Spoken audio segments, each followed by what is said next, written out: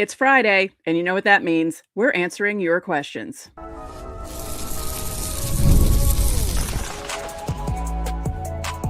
You are Locked On Yankees, your daily New York Yankees podcast. Part of the Locked On Podcast Network, your team every day. Welcome to Locked On Yankees, which is part of the Locked On Podcast Network, the number one sports podcast network in the country. I'm Stacey Gotsulias alongside Brian McKeon. Thank you for making us your first listen every day. Brian, did you get to watch any of the opening ceremonies? No, not a single bit. Very excited for the hockey, but did not see the opening ceremonies. Yeah, I watched my 3 countries of origin before my ancestors came to America. So Greece opened everything up because they're the ones who started the Olympics. Ireland was right in the middle, and then Italy hosting was the end. I was very excited to see my ancestors well represented. Less or more excited than United States? I would say less because I am an American. Even though I love my heritage, I am an American. I was born here, so yeah. But some of the costumes were cool, and it was cool to watch. All right, well, coming up on today's show, it's Fanmail Friday. We do this every Friday.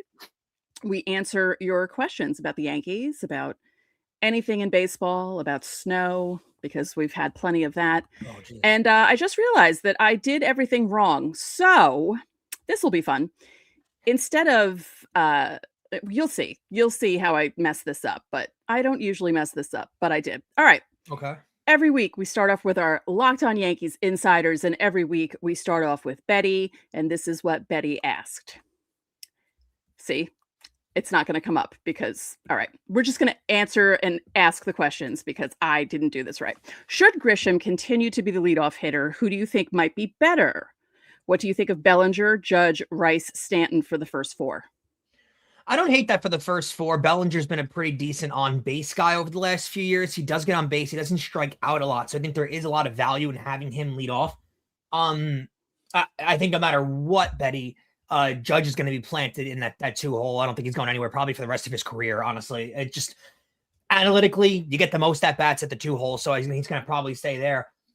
And it's been mentioned in a lot of circles. And I don't hate this. Ben Rice batting 3rd.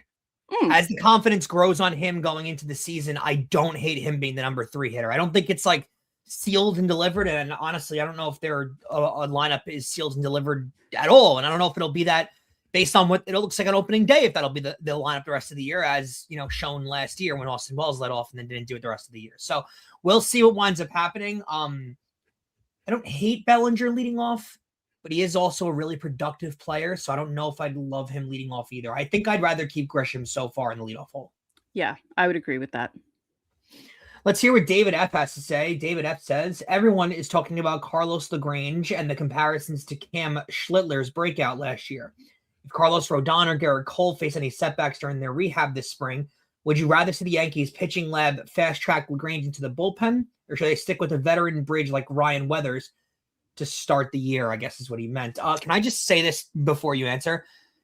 Don't put that into the universe, man. Really? Don't do that. There was like you the other day, you were talking about how healthy Ryan McMahon was, and the whole time I wanted to just bang on my... So I was like, don't jinx him. Don't do that.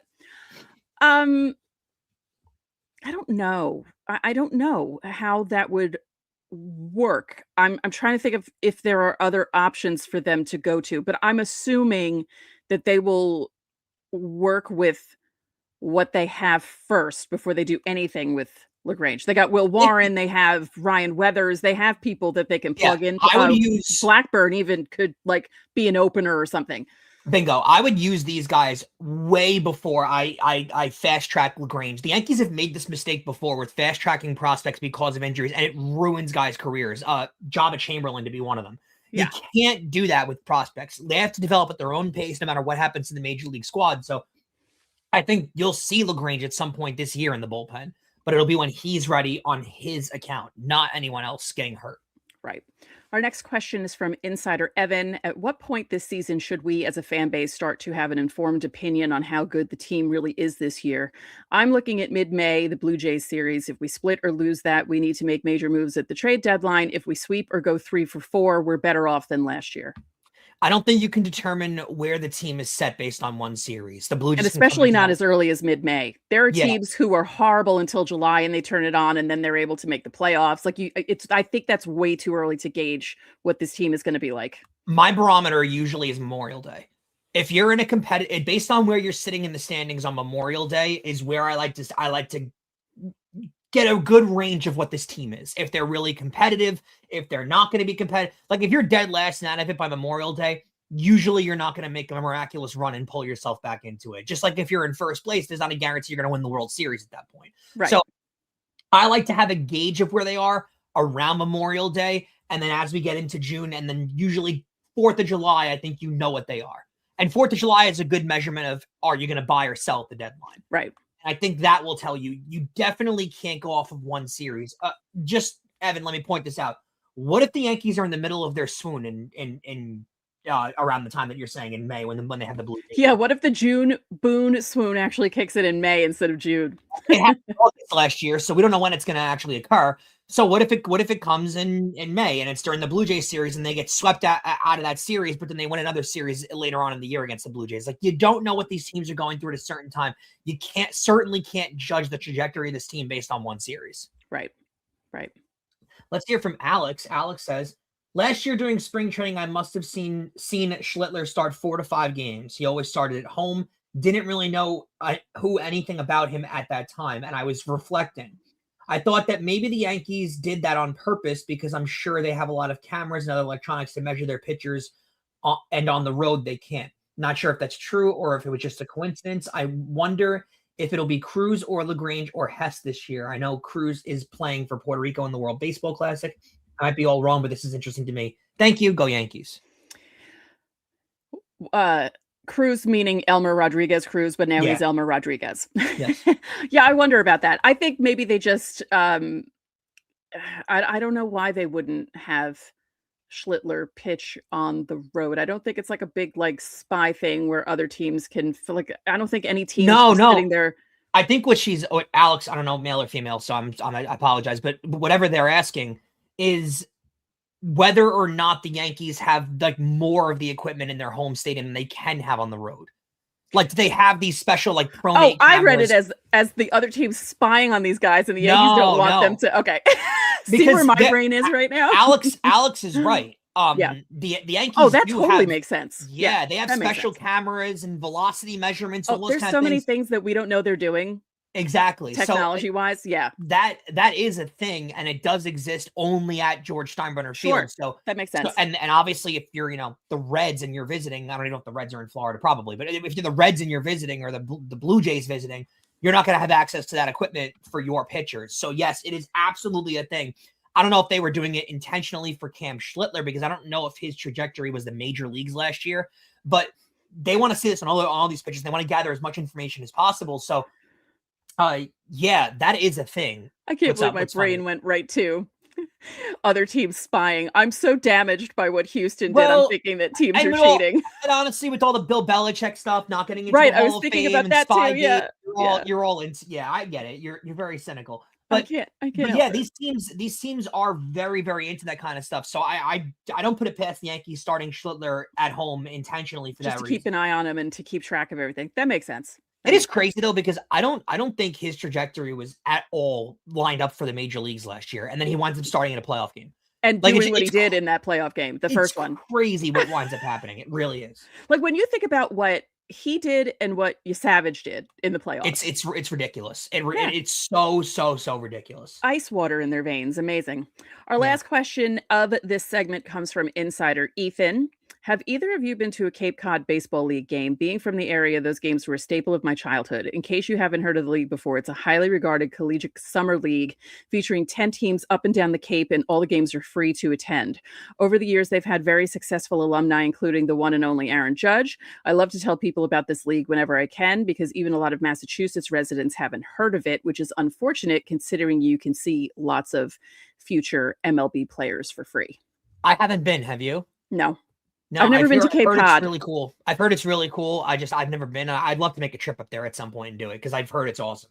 Yeah, I've heard that Cape Cod is really nice. The furthest east in Massachusetts that I've been, I believe, is Weymouth. Is it pronounced that way in Massachusetts? Yes. Oh, wow. Yes. Okay. So I was up in Boston a few months ago, and my friend was talking about being in Woburn. But Woburn is spelled Woburn. There's one O, but it's pronounced Woo. I was like, that's not right. And then Peabody instead of Peabody, it's Peabody. Like they just pronounce everything very. Or I mean, it's spelled. The city is spelled out Worcester, and they say Worcester. Well, that's like Leicester in England. Yeah. You think it's Leicester, and it's right. pronounced Leicester. And it's Leicester because that's where, I mean, most of the Massachusetts names are from England. That part of England. Oh, there you go. I didn't know that. Oh, yeah. Like a lot of the places are from England. Well, I guess New England then makes sense. I should have pieced that together. That's a bad job out of me. Unfortunately, we're live right now. So, Hey, I forgot to make the videos for the questions. So you have to see our faces while we read. But hey, so far so good on the reading part, right? We're doing pretty well. Yeah, I mean, you're going to watch me do it for the commercial read in a second. So stay tuned. That'll be fun. All right. So coming up next, we have more questions from our insiders and from our everydayers. Guys, hiring isn't just about finding someone that's willing to take the job. It's about finding the right person with the right background who can actually help your business move forward. And if you want candidates who match what you're looking for, Indeed Sponsored Jobs is the move. Because instead of hoping that the right person stumbles across your post, Indeed helps you match with qualified candidates by boosting your job listing to the people who fit your specific criteria, like skills, certifications, and location. Now, if I were hiring, I wouldn't want just somebody that can help. I'd want someone with real experience who can jump right in. And that's what I like about Indeed. You can get specific and you can target exactly what your business needs. And with the sponsored jobs, your post gets seen by candidates who are actually a fit. And here's a stat that says it all. In the minute that I've been talking to you, companies like yours made 27 hires on Indeed, according to Indeed's data worldwide. So if you're hiring, spend less time searching and more time interviewing candidates who check all of the boxes with Indeed Sponsored Jobs. Listeners of this show will get a $75 sponsored job credit to help get your job the premium status it deserves at Indeed.com/podcast. That's Indeed.com/podcast. Terms and conditions will apply. Hiring, do it the right way with Indeed. We want to thank all of you guys for making Locked On Yankees your first listen of the day, and thank you for making Locked On the #1 sports podcast network. Are you not in the Everydayer Club? Well, you are missing out. You can get ad-free episodes on every major podcasting app, Apple, Spotify, all the places that you listen to your podcasts. You'll also get access to the members-only Everydayer Club Discord just for Locked On Yankees listeners. We drop breaking news, we tease upcoming shows, we talk through games in real time, complaining, celebrating all the things that Yankee fans are good at doing. Plus, you can score exclusive discounts on Locked On merch. You should get the merch right ahead of time and get 60% off additional Everydayer Club subscriptions for your other favorite New York teams. You can join now at lockedonyankees.supercast.com. And if you're watching on YouTube, there's a QR code. And now it's in the top left-hand corner. So I'm making you guys think. Stay focused. Top left-hand corner. Grab the camera out, scan the QR code. It'll take you to the link that is also in our show notes to become an everydayer. And Stacey, as I finish reading that, we move on to the second segment of Fanmail Friday, where we go with Eric S. Eric S says, noting wrong on my end. Thanks for checking. Oh, that was not. Hold on. That was not for you to read. What happened was I got worried, and I'll tell you all, we'll lift the curtain back. I got worried because I didn't get a question from Betty until later in the day. And I was like, did my message go out to the insiders? Because I haven't heard from Betty, and maybe it didn't go through, but I had to make sure that the message went through for everyone to submit their questions. Full disclosure, I work at 9 to 5, and I handle a long commute getting home. And some days I run into my house, open up my laptop, turn the lights and the mic on, and get going on Fanmail Friday. So today I was not as prepared as normal, and I'm a little sluggish. All right, so I'm doing the show on a little bit of a barking hammy. All right, I apologize, but we're battling through. Eric S says, Bill Madden said in a recent column that the Yankees should retire Greg Nettles number 9. It was retired for Maris, but do you think Nettles deserves it? After all, number 8 was retired for both Bill Dickey and Yogi Berra. You know what? I do, just for that one game in the 78 series where he made all that play. That's the thing. That's the thing. Are you going to retire his number for he doesn't have it's already retired. It's already retired. Well, yeah, he was one of the best third basemen they've ever had. He helped A-Rod move to third base. He worked with him in that spring training. Just for that, he should have his number retired. Like, he should have his name up there. I will say this. I think it's too far gone at this point, though. Yeah, I know. He did play too long ago. Where they're not gonna do it now. No, if it hasn't been done already. He was my first favorite player when I was really young. Was he your first baseball player crush, or just your first favorite player? First favorite player. My first baseball crush was Dave Righetti, and then it changed to Don Mattingly. Look, that's the beauty of being a girl, okay? Every girl who's watching this show and any girl who watches sports, we know all the numbers, we like the games itself, but we also get to look at the guys because that's just the beauty of being a girl. I had a man crush on Sonny Gray. I'll fully admit that. Hey, you know what? That's perfectly acceptable too. I can totally understand. To the surprise of no one. I can understand that. Yeah, if you're an everydayer, you know that Brian loves Sonny Gray. He's not going to love him so much now that he's on the Red Sox, but he loves Sonny Gray. No. All right, our next question is from Chris. If Boone allowed each of you to manage for one game, tell me which opponent, home or away, and tell me your starting lineup. Excited to hear your thorough answers as usual. Thank you for always giving it your best, both of you. Love the pod, and let's go Yankees. Which opponent am I choosing? I guess this game's on the road. Well, I mean, because the opponent wouldn't matter if we were at home. If we're on the road, I'm choosing Milwaukee or San Diego because those are my two favorite stadiums. Oh yeah, you get to be that makes sense. Yeah. My starting lineup, I don't think it would differ much from what Boone puts out there. Yeah, for the most part. I mean, other than I don't think so either. I'm starting Rodon because he was really nice to me at the baseball dinner that I just went to. Me and him got along pretty well, so I'm starting Rodon. I don't know. David Bednar's making an appearance because I love his persona that he's just the beer drinking guy that just goes out there and just throws and doesn't care. He's pitching at some point, whether we're down or up. I mean, Judge is obviously playing. Bellinger's playing. I guess Grisham starting in center because who else is? No, I'm starting Dominguez in center. I want to see what that looks like, and I want him getting more at bats. Are you going to lead him off? Yes, because that's where I want him playing anyway. So yes, Dominguez is leading off. Judge is batting second. Bellinger's batting third. Stanton's batting fourth. He's DHing, of course. Ben Rice fifth. Ben Rice is fifth at my first base. I'm trading for Peraza back, and I'm giving him his rightful spot at shortstop. So that's what I'm doing before the game. Nice. He's starting at shortstop. McMahon is going to stay at third. I'm letting Austin Wells bat where he wants, so he can get comfortable. Mm-hmm. That's what I'm doing. I don't hate that. Yeah, that doesn't sound bad to me at all. Yeah. I actually, I don't oppose that at all. That's not bad. Good. I'm glad. Moving on. Malachi says, I know it's been a while since I've asked a question, but I've still been listening. Well, we appreciate that. Thank you. He asks, what player or position are you most excited for with the new season? Did y'all get snow? And if so, do you like it? All right. Well, let's answer the snow. Yes. And we're getting more, apparently. Not a lot, like 1 to 3 inches or something like that. But it's been so cold here, Malachi. And I'm not sure. I think you guys are in the Virginia, around DC and that area.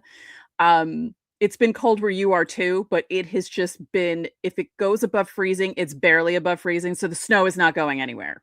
I hate it. Every second of it. It's the worst. It's not going to go anywhere for a while. So yeah, this has been a very intense winter for us. Usually by now it's you get up to 45, 50 and there's no snow on the ground. And it has just been Arctic weather here, and it's going to get worse apparently tonight. You know what? I am actually most excited to see what Benito Aros is going to do. Yeah, I was going to say the same first thing. Season at first base and after his season last year. I was going to say the same thing. It's first base. That's the most intriguing position for me this year with the Yankees. And Malachi, just a newsflash. You start to hate the snow the older you get. Yeah. 1000%. It just gets worse and worse. It's nice when it first comes down because it's pretty, but then they plow everything and it gets slushy and it gets gross and it's just an inconvenience. You can't drive certain places. You can't park certain places. It's just. Yeah, I'm good. I'm good with snow. Yeah. I guess I'll read this one because it's long. Would you rather me read it? Yeah, I'd rather you read it. Yeah, Patrick asks, Yankel Rodriguez was a waiver pickup, yet his arm strength grades out 97.2 miles per hour, right in the same neighborhood as O'Neal Cruz. His 813 OPS in the minors compared to a 613 OPS in the majors suggests that he's at least a slightly above average offensive profile with real upside. So why are we adding another outfielder to an already crowded 40-man roster? Is this a signal that the front office is positioning itself for a larger trade package before the All-Star break? Maybe consolidating surplus outfielders to swing a major deal. I don't know if it's that deep, Pat. Yeah, I don't think so. I think it's just maybe insurance. Yeah, you just acquire enough talent because you don't know what's going to happen throughout the year. You don't know what injuries are going to occur. Like stuff like this happens throughout the entire year. So I just think they're just acquiring insurance. And if one of these guys pops off, they'll earn playtime. But for the same reason they've acquired other guys like the Nick Martinez's of the world and stuff, you don't know what they're going to wind up becoming. And for the Yankees, it's just insurance policies. I don't think it's as deep as you're thinking into it yet. Right. All right. Well, that's it for the insiders, guys. You did a really good job. Yeah. And now we're moving into our everydayer questions. We have 2 of them this week. So our first one is from Kevin Sweeney, who usually asks us questions on YouTube. So he's moved up to everydayer club status. Are the Yankees likely to make any other moves before spring training starts?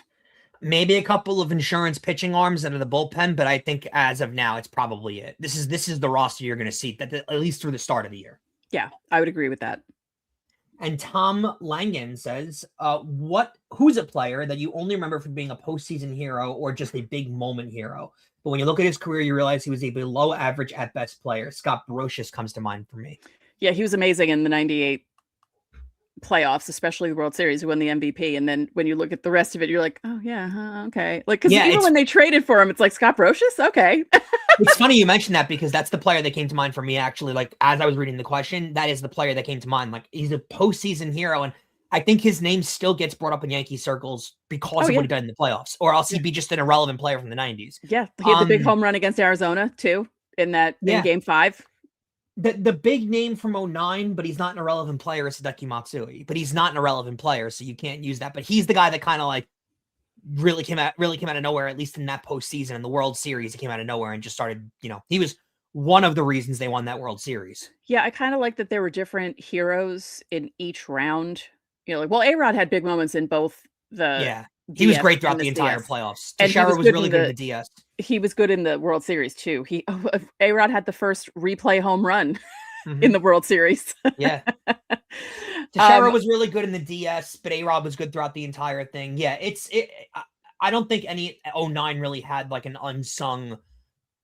What about Greg Bird? He's known for that home run against Andrew Miller, and that's basically it. Is he though? But they didn't do anything in that postseason. Like they didn't win the World Series or even go to the World Series. One of the better postseasons that they've had in the last 15 years, and that team showed a lot of promise, and they weren't expected to win that series. And that home run was a pivotal home run in order for them to actually win that series, being down 0-2. Ooh, I got a better one. You just triggered my mind. I don't think Greg Bird can be in that conversation because I don't think he had enough of his career is so irrelevant that I don't think he had enough of one. Masahiro Tanaka. They never won anything with him, but he was I can't use the L word. He pitched that game with the Greg Bird home run. And he pitched 1-0.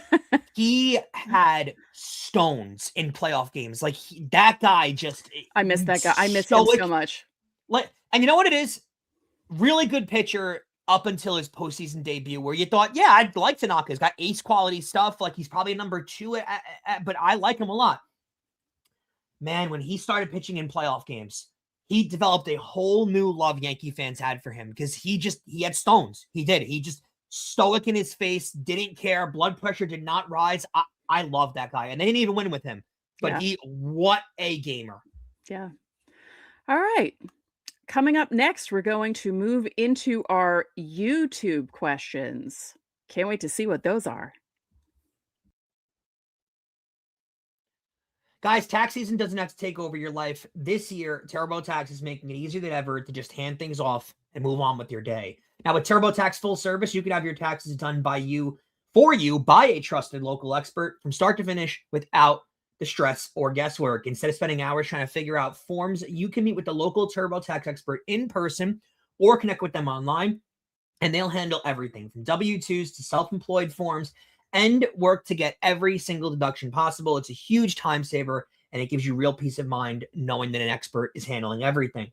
Now, for a limited time, you can have your taxes done by a local TurboTax expert for just $150, all in, and that's if a TurboTax expert didn't file for you last year. Just file by February 28th.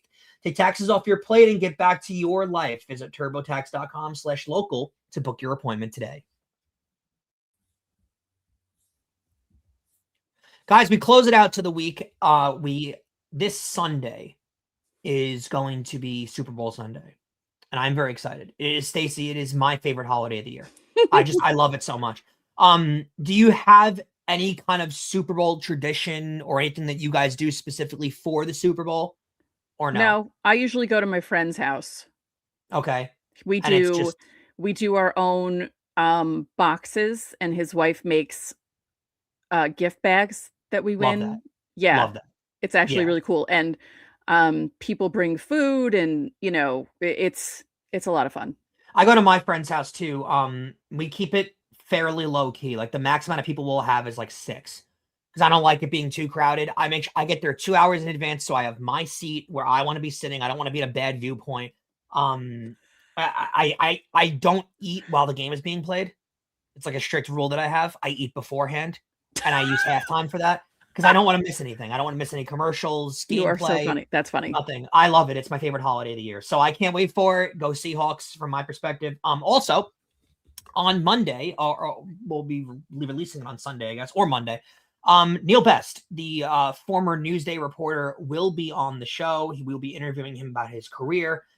He had just retired and covered New York sports for decades. So look out for that. It was a really enjoyable interview, and I think you guys will find some things really interesting about that.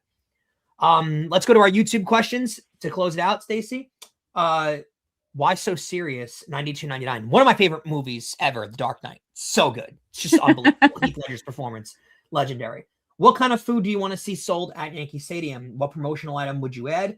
Not a bobblehead or basketball or hockey jersey. Something different or not done yet. Love the show, and let's go Yankees. Ooh. I gotta say, I think they've tried every food. Yeah, right? They sell sushi, steak. Like, what don't they have now available? Yeah, at Yankee Stadium? they have all the vegetarian options. They had fried like Oreos and stuff like that, and chocolate covered bacon, halal food. Like, they've got every kind of ice cream sundae you could ever think of. Yeah. I don't know if there's any food you could potentially add. I really don't. They've done everything. Yeah, I agree with that. And then what about promotional item? Yeah, because you have to think of it. The person has to walk around with it during the game. Like, they have to carry it with them throughout the game, on the way home. You can't make it anything too cumbersome. I'll say this, like, just on the promotional items, the bobblehead stuff has gotten out of control. Oh, yeah. I don't know if you've realized. It's like, I have a 20-game plan, like a Friday night plan every year. Stacey, I sell my tickets to the bobblehead night for like 3 times the price that I normally sell them for. I'm not even kidding. It's great. No, I totally understand. So out of control with the bobbleheads. People want them so badly. Was it Hideki Matsui? Yeah, it was a Hideki Matsui bobblehead day. And you got to get there like early because people we are got online. there relatively early, and we were like way back in the line. And I was like, I don't know if we're going to get them. And we did. We ended up actually getting it, which I was happy about. But at first I was really worried. I was like, I don't know. It's gotten to the point where it's out of control, and people sell them online for like a good chunk of change. Yeah. I mean, you see these bobbleheads afterwards going for like $70, $80 online, and it's just insane. I have a bunch of bobbleheads, which you guys will be seeing soon. We're doing some rearranging in the house, and I'm going to have my own studio finally. So that'll be coming up in the next few weeks. So you're going to see my bobblehead collection finally. Okay. Instead of it being across from me as I do the show, it's going to be behind me. And I'm pretty excited. It's, I haven't gotten a bobblehead in a really long time. So it's the usual suspects. I have 2 Giambis, of course, because Of course. Obviously. Mattingly, obviously. So, Good work. Yes. All right. Casey Cotreau, 7050. Which player do you never want batting with the season on the line on the current roster? Ooh.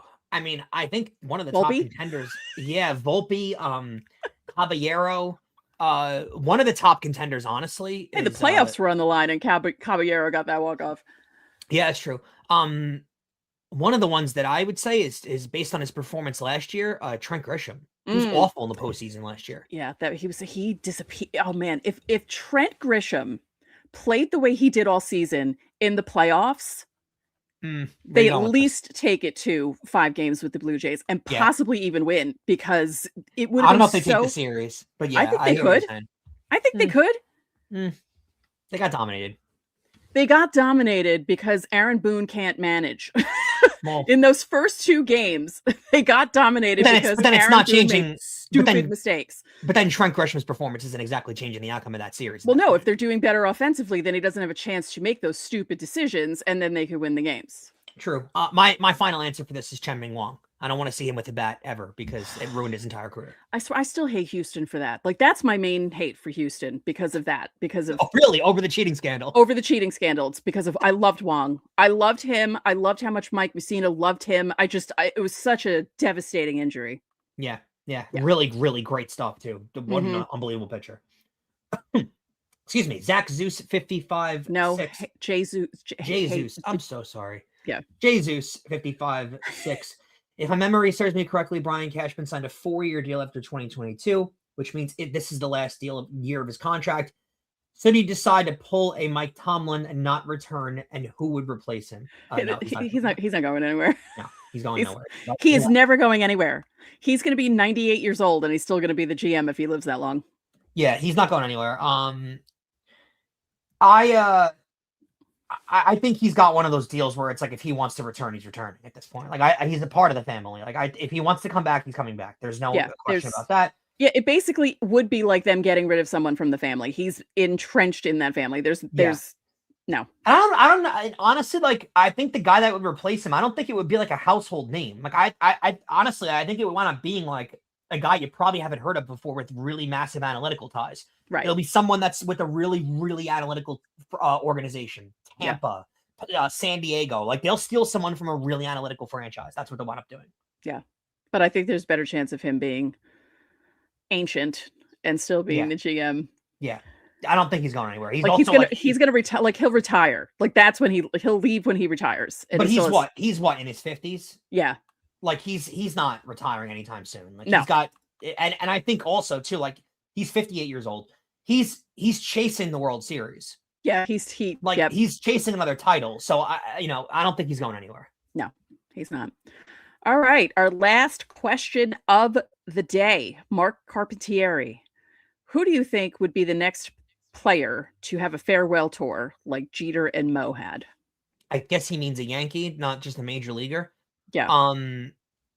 It's Judge, right? I mean, that's it. There's no other legends that are playing for the team right now. No. I think it would be Judge. I think you need to be in a certain like aura to have a farewell tour. Right. Not everyone just gets one. Like I understood why Mo did it, and he did a really cool thing with the farewell tour. And I just loved that teams embraced it so much and gave him really like that. Wait, did Jeter get the rocking chair with the Mo did with the broken bats from Minnesota. The White Sox? That was I thought it was Minnesota that gave it to him. I'm pretty sure it was what's his name? I can't think of his name. Ron Kittle came up with the idea. I thought it was the White Sox, but maybe it was Minnesota. And what was the other cool gift? Like Jeter got like a surfboard from the Angels or something weird like really? that. Yeah, like a giant surfboard. Cool. That's pretty cool. Yeah, but I think it would be Judge. Yeah, it's gotta be someone who like deserves one. Like that's not everyone gets a farewell tour. You have to really, really deserve one. So at this point, it's just Judge. Yeah. He's the answer for all those legacy questions. All of them are Judge. Like, next guy going into the Hall of Fame, next guy with Monument Park ties, next guy. Yeah, it's Judge. He has his own chambers. He's definitely going to have something in Monument Park. Yeah, no one's going to wear 99 ever again. No, definitely not. Good. It should be that way. Yeah. All right. Well, thank you guys for tuning in to our live stream. Sorry, we were going to put the show up and then couldn't record last night. And Brian's like, well, let's just do a live stream. It's like, okay, let's do a live stream. We've gotten good at live stream. It too, so we're glad about that. Yeah. So thank you for tuning in today to Locked On Yankees, and make sure you subscribe and follow Locked On Yankees so you get all the latest episodes. Again, Neil Best will be our interview subject on Monday. It was a very interesting interview, especially for me as a former writer talking to another writer. It was pretty cool. You can follow us on Instagram at Locked On Yankees, all one word. You can follow us on TikTok at LockedOn_Yankees. If you never miss an episode, you can join the Everydayer Club. It's fun. It's fun. You get ad-free episodes, which everyone loves that. You become a member of our members only Discord, and you get to trash talk with other teams too, because it's not just Locked On Yankees. You can go into whatever channel you want to go and just be nice about it. Okay. So click on that QR code that you see on our screen, or go to lockedonyankees.supercast.com to learn more. If you're watching us on YouTube, head over to the first ever 24/7 Locked On Podcast Network channel. If you're listening on audio, make Locked On MLB with Sully your second listen. So that's going to do it for this edition of Locked On Yankees. I'm Stacey Gotsulias. And I'm Brian McKeon. We'll catch you guys on Monday.